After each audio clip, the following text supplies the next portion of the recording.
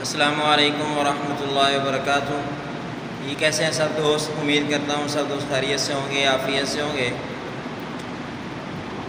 چلتے ہیں کمپیوٹر کی اسکرین پر اور آج کا لیسن جو ہے وہ سٹارٹ کرتے ہیں۔ اس سے پہلے کہ اگر ویڈیو آپ کو اچھی لگے تو ویڈیو کو لائک، شیئر اور سبسکرائب ضرور کریں ہمارے چینل کو، تاکہ ہماری آنے والی نئی ویڈیو بھی آپ تک آسانی سے پہنچ سکے۔ تو یہ چلتے ہیں کمپیوٹر کی اسکرین۔ تو جی دوستو، آج کا جو ہمارا لیسن ہے وہ خاتمہ اجراء قواعد کے بارے میں ہے، ٹھیک ہے، کہ ہم جو ہے وہ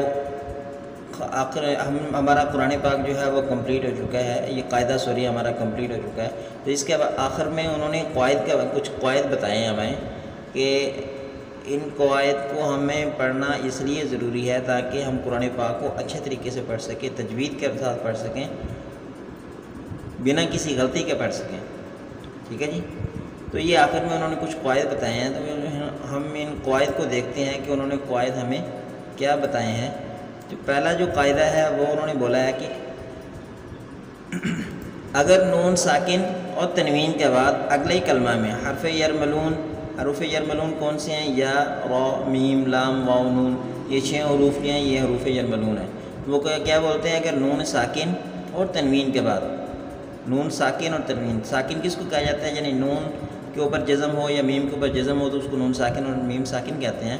تو وہ بولتے ہیں کہ نون ساکن اور تنوین کے بعد اگر دوسرا کلمہ میں، ایک کلمہ میں نون ساکن اور تنوین ہو، دوسرا کلمہ میں حروف یرملون کے یہ جو 6 حروف ہیں ان میں سے کوئی حرف آ جائے تو اس کے اگر تو لام اور را آئے گا، حروف یرملون میں سے اگر تو لام اور را دوسرے کلمے میں آ گیا تو وہاں پہ تو ہم اس کو بلا غنہ کے اس کو ہم جو ہے وہ اس کے ساتھ ملا کے پڑھیں گے، یہ مشدد حرف کی طرح بلا غنہ پڑھیں گے، غنہ اس کے ساتھ نہیں پڑھیں گے۔ لیکن اگر لام اور را کے علاوہ باقی جو 4 حروف ہیں ان میں سے کوئی حرف آ جاتا ہے دوسرا کلمہ میں تو ہم اس کو غنہ کے ساتھ پڑھتے ہیں۔ تو ہم اس کو تجوید کے روح میں دیکھتے ہیں کہ تجوید کے روح میں اس طرح کس طرح بتایا جاتا ہے۔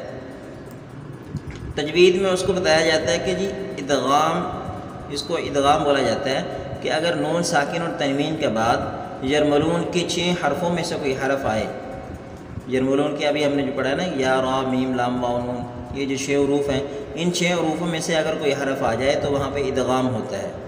اب ادغام کس طرح سے ہوتا ہے کہ نون کو ان حرفوں میں اس طرح ملا کے پڑھتے ہیں کہ دونوں ایک ساتھ مشدد ہوتے ہیں۔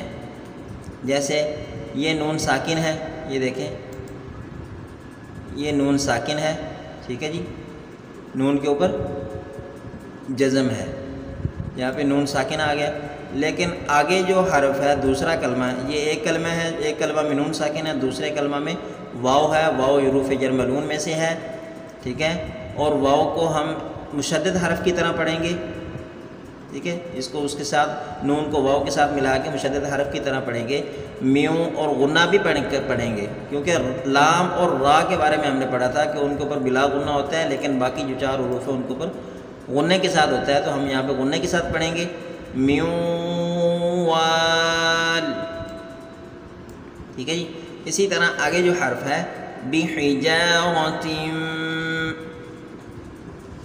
یہ جو حرف ہے بحجارۃ، یہاں پہ میم ہے، میم کے اوپر بھی ہم غنے کے ساتھ پڑھیں گے، میم جو ہے وہ پیچھے والے حرف کو اس کے ساتھ ملائیں گے، بحجارۃ من، ٹھیک ہے۔ اسی طرح آگے جو حرف ہے ھدی للمتقین، لام آ گیا یہاں پہ، یہ دیکھیں لام آ گیا یہاں پہ، لیکن لام کے بارے میں ہم نے پڑھا تھا کہ اس پہ غنہ ہم نہیں کریں گے، لیکن مشدد حرف کی طرح ہم ضرور پڑھیں گے، دال کو لام کے ساتھ ملائیں گے، ھدی للمتقین، ھدی لل، ٹھیک ہے، دال کو لام کے ساتھ ملائیں گے، ھدی للمتقین، ٹھیک ہے جی۔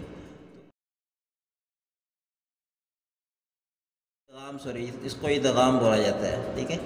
تو یہ قاعدہ انہوں نے ہمیں یہاں پہ، پہلا جو قاعدہ ہے یہ انہوں نے ہمیں بتایا ہے کہ اگر نون ساکن تنوین کے بعد اگلے حرف میں حروف یرملون یا، را، میم، لام، واو، نون میں سے کوئی حرف آئے تو لام اور را میں بلا غنہ، باقی 4 حرفوں میں غنہ کے ساتھ ہوتا ہے۔ یعنی کہ وہ یہاں پہ یہ بول رہے ہیں کہ بچوں کو یہاں پہ یوں سمجھائیں کہ تشدید سے پہلے جزم والے حرف کو اکثر نہیں پڑھتے، ٹھیک ہے جی، تشدید سے پہلے جزم والے حرف کو نہیں پڑھا جاتا. جیسے یہ ایک کلمہ ہے من، یہ دوسرا کلمہ ہے ربک. من، میم نون کسرہ من، میم نون زیر من، ٹھیک ہے، نون جزم ہے، نون کے اوپر جزم ہے، نون ساکن ہے. آگے جو را ہے اس کے اوپر شد ہے، تو ہم من ربک نہیں پڑھیں گے، ڈائریکٹلی میم کو را کے ساتھ ملائیں گے. ٹھیک ہے، میم کو را کے ساتھ ملائیں گے کیونکہ نون شد سے پہلے جزم والے حرف کو نہیں پڑھا جاتا، اس لیے میم کو ڈائریکٹلی را کے ساتھ ملائیں گے، مر ربک. ٹھیک ہے جی. تو ٹھیک ہے دوستو، یہ آج کا ہمارا پہلا رول ہو گیا. آج کا ہم نے پہلے رول کے بارے میں ہم نے آج پڑھا ہے. کل سے ہم جو ہے وہ دوسرا رول جو ہے وہ سٹارٹ کریں گے، نون قطنی کے بارے میں پڑھیں گے. ٹھیک ہے، دوسرا رول جو ہے وہ نون قطنی کے بارے میں ہے، تو کل ہم نون قطنی کے بارے میں پڑھیں گے. آج ہمارا یہ پہلا رول کمپلیٹ ہو گیا. دوستو امید کرتا ہوں کہ آپ کو ہمارا لیسن بہت پسند آیا ہوگا. پسند آیا تو ویڈیو کو لائک شیئر اور سبسکرائب ضرور کریں تاکہ ہماری نئے آنے والی ویڈیو آپ تک آسانی سے پہنچ سکے. تو انشاءاللہ نیکسٹ ویڈیو میں نیکسٹ لیسن کے ساتھ حاضر ہوں گے. اجازت دیجیے گا. اللہ حافظ.